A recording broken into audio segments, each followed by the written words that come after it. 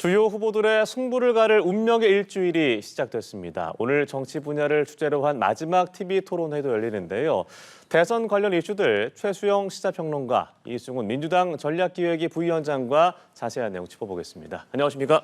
안녕하세요. 네, 대선 이제 일주일밖에 남지 않았습니다. 네. 시간 정말 빨리 갑니다. 재외국민투표는 모두 마무리가 됐습니다. 소개를 해드릴 것이 역대 최고 득표율을 기록을 했습니다.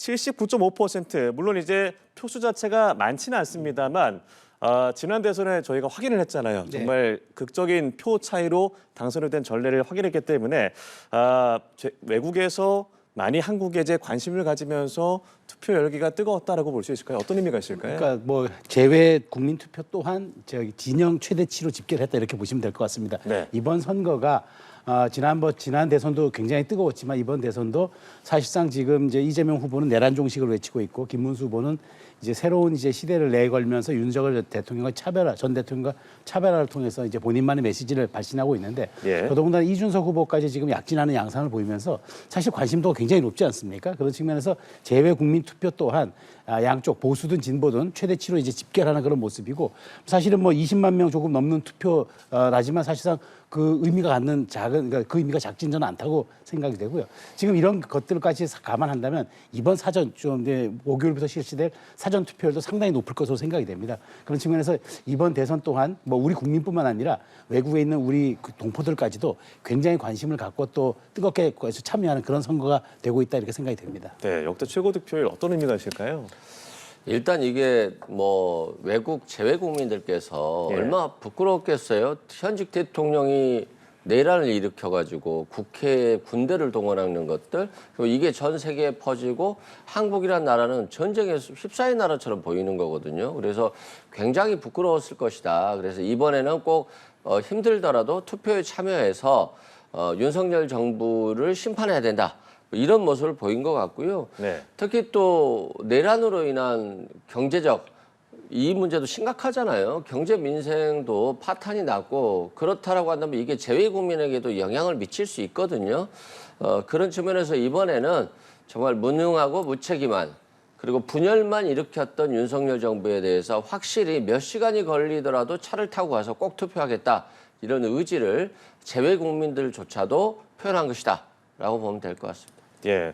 그리고 이제 사전 투표 말씀을 하셨지만 이제 이틀 남았습니다. 각 후보들 모두 사전 투표를 독려하고 있는데 특히나 이제 김문수 후보 입장에서는 이 후보 수락 연설에서 했던 발언과 어제 또 중앙선대위 회의에서 세레모니까지 했습니다만 네. 어떤 입장이 좀 바뀐 걸까요? 그러니까 이 김문수 후보 입장에서는 이제 부정선거 의혹에 대해서 사실상 경선 과정에서는 이제 좀 나중에 규명을 하겠다. 그다음에 이제 방송기자 클럽 토론회에서는 선관위가 이제 이거는 정말 책임지고 좀 규명을 해야 될 문제다. 이렇게 발언 수위가 조금씩은 낮아졌는데 이번에 네. 사전 투표에 참여하겠다고 얘기함으로써 보수 진영 일각에서 제기되고 있는 이른바 부정선거 음모론에 확실히 전 선을 그었다는 생각입니다. 그러니까 이거는 김문수 후보 입장에서도 너무나 당연한 전 선택이라고 보는 게 네.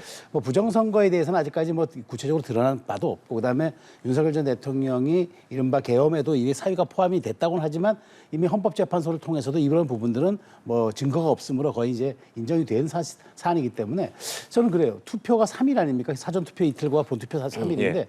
3일을 다 해서 진영을 총동원해서 해야지 하루만 투표한다 그러면 아무래도 사전 3일에 나눠서 하는 투표보다는 아무래도 이게 우리가 득표율이 저조할 수 있기 때문에 김문수 후보가 낸 메시지는 적절했다. 그다음에 지금 계속 톤 다운하고 있는 이런 것들이 중도층에 대한 소구력과 그다음에 그 중도 확장에 대한 메시지도 있지만 실질적으로 보수진영 일각에서 제기되고 있는 부정선거에 대해서 확실히 후보가 당의 깃발이거든요. 그런데 거기에서 이제 선을 그었다는 것은 여기에 대해서 더 이상 얘기하지 말고 사전 투표에 참여함으로써 한 표라도 더 모아달라. 지금 사실 김문수 후보 입장에서는 정말 영혼까지 끌어모아서 지금 추격세를 펼쳐야 될 입장에서 네. 사전 투표에 대한 어떤 그 메시지 발신은 저는 굉장히 그 합리적이었다고 생각이 됩니다. 예, 김문수 후보의 입장 변화, 사전 투표 동료 어떻게 보셨습니까?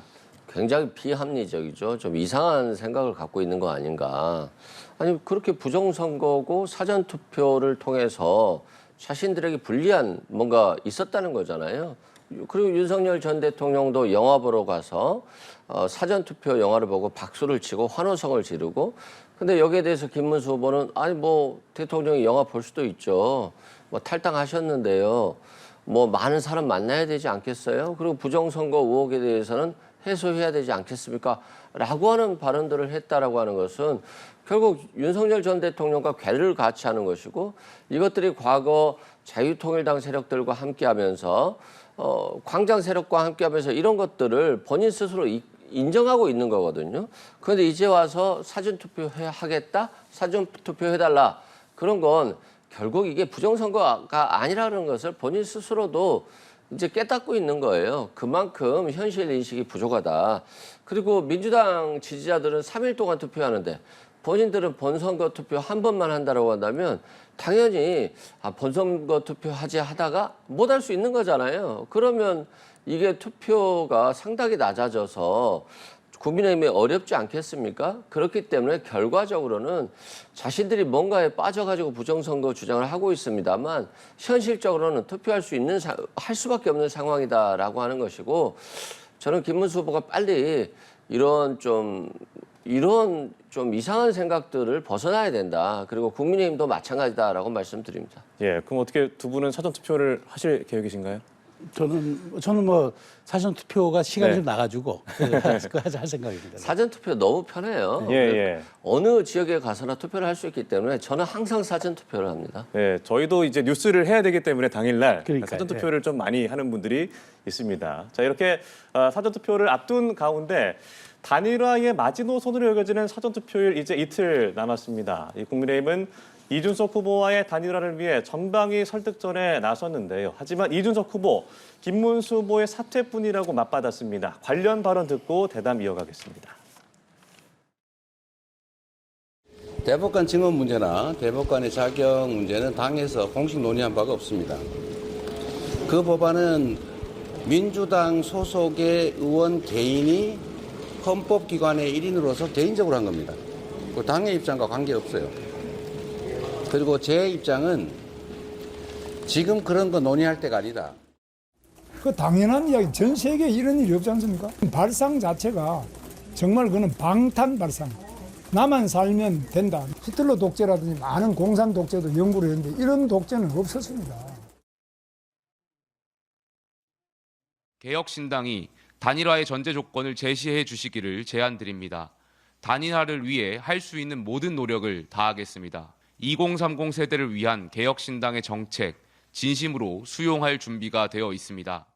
0%다 이렇게 말씀드리겠습니다. 그리고 만약에 제가 정말 대한민국을 걱정해서 그분들이 이야기하는 거라면은 김문수 후보가 빨리 사퇴하도록 설득하는 것이 옳을 것이다.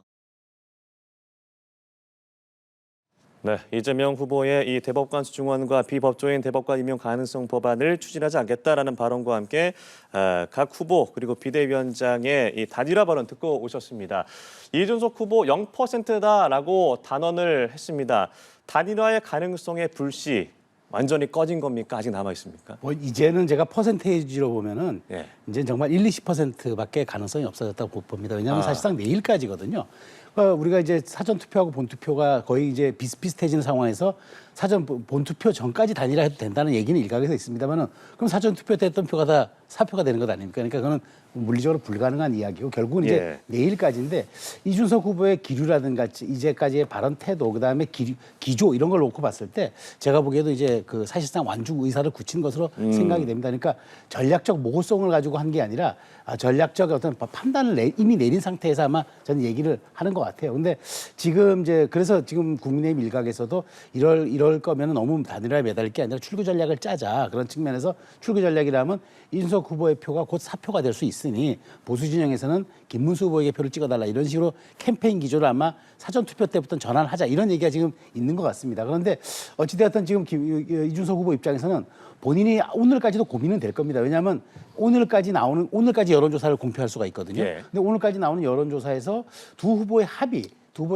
이재명 후보를 훨씬 좀 넘어서는 수치가 많이 나온다 그러면 그거는 이제 이준석 후보 입장에서도 결단을 내릴 수 있는 중요한 동인이 되는데 지금 이제 현실적으로 뭐 여론조사를 한다거나 여론조사 경선한다거나 이래서 단일화할 수는 없어요. 이준석 후보의 결단, 김문수 후보의 결단 이거밖에 남은 게 사실은 물리적으로는 없거든요. 예. 그런 측면에서 놓고 본다면 만일 이런 여론조사의 데이터가 있어서 이준석 후보를 압박한다면 이건 어떤 민심에 의한 어떤 여론조사의 압박으로 볼 수가 있기 때문에 저는 그것 하나 정도의 가능성 외에 지금 양당이 무슨 합의를 해가지고 한다 이런 식의 단일화는 이제는 사실상 물 건너간 것으로 생각이 되고요. 이제는 사실상 3자 구도로 이제 선거가 좀 접어드는 그런 기점이 되지 않았나 저도 이렇게 전망합니다. 예, 그렇다면 질문을 이렇게 드려볼게요. 단일화하지 않고서도 김문수 후보가 이재명 후보, 그러니까 이준석 후보도 될 수 있고 이재명 후보를 역전할 만한 변수는 있습니까? 어떻게 보세요? 전혀 없다라고 봐야죠. 예. 김문수 후보가 메시지가 없잖아요.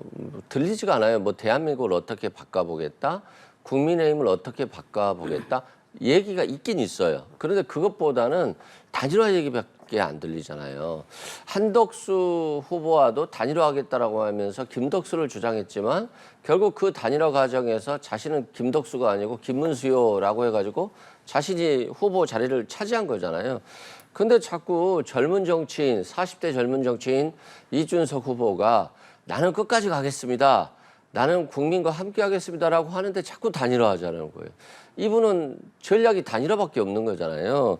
그런데 과거 대기업들이 중소기업들을 먹을 때 자꾸 압박과 당근을 같이 주면서 이렇게 너무 멈칫만 키웠잖아요. 근데 그 대기업들 멈칫 키웠다가 IMF 겪으면서 굉장히 힘들었거든요.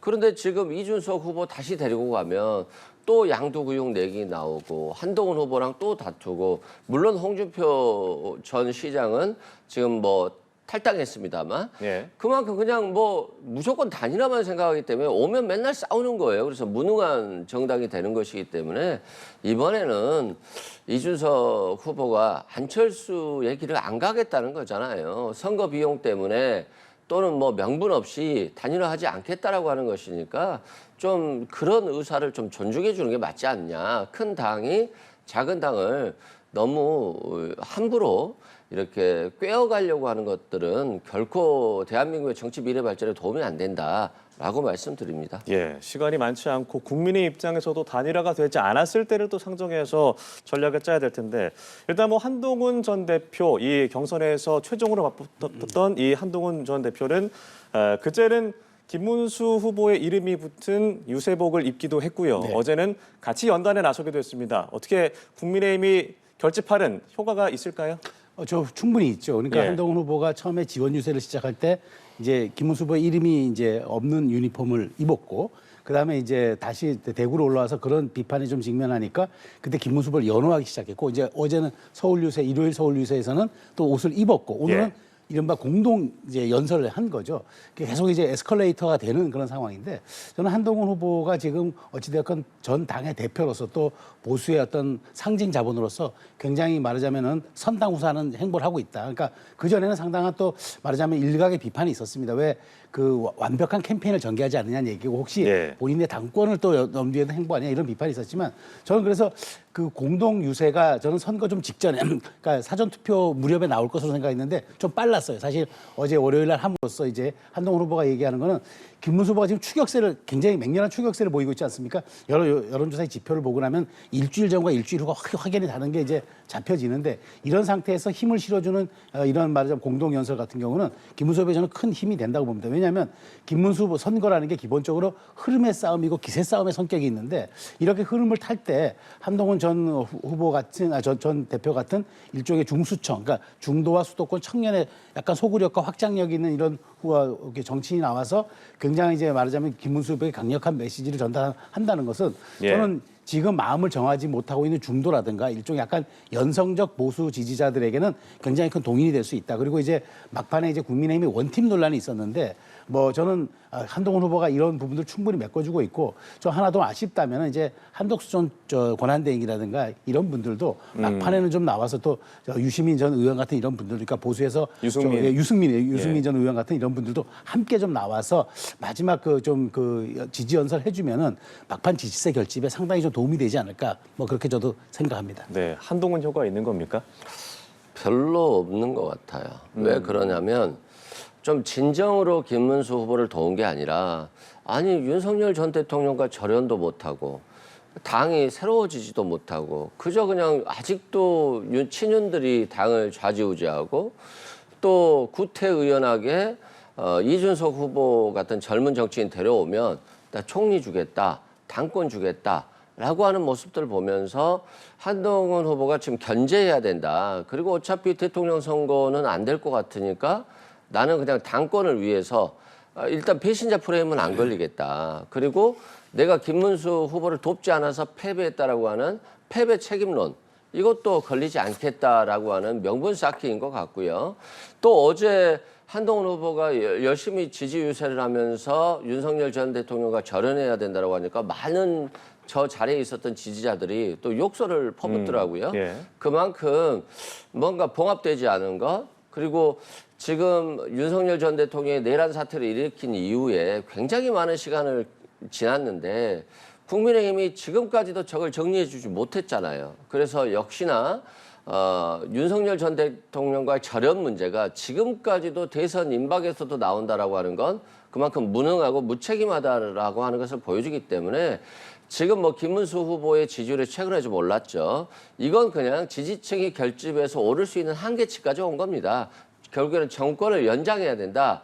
나는 윤석열 편이다. 라고 하는 분들이 결집해서 이 정권 연장까지 왔기 때문에 이제 더 이상 올라가기는 힘든 구도예요. 그 이재명 후보도 50% 이상이라고 하는 여론조사에서 굉장히 압도적이었지만 이게 정점을 찍고 조금 내려온 거거든요. 그래서 이제는 이제 이 깜깜이 선거 기간 동안 네. 아마 이 지금의 지지율이 고착화될 가능성이 아주 높다라고 말씀드립니다. 예, 양진영이 지지층 결집을 위해서 노력하고 있는 가운데 박근혜 전 대통령 지난 주말에 김문수 후보가 이 사저를 방문하기도 했습니다만 오늘은 아버지의 이 생가, 어머니의 생가를 방문한다고 합니다.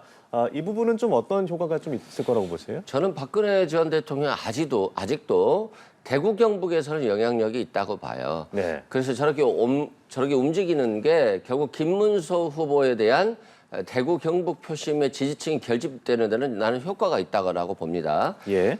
또한 김문수 후보가 박근혜 전 대통령의 옥살이가 너무 억울하다.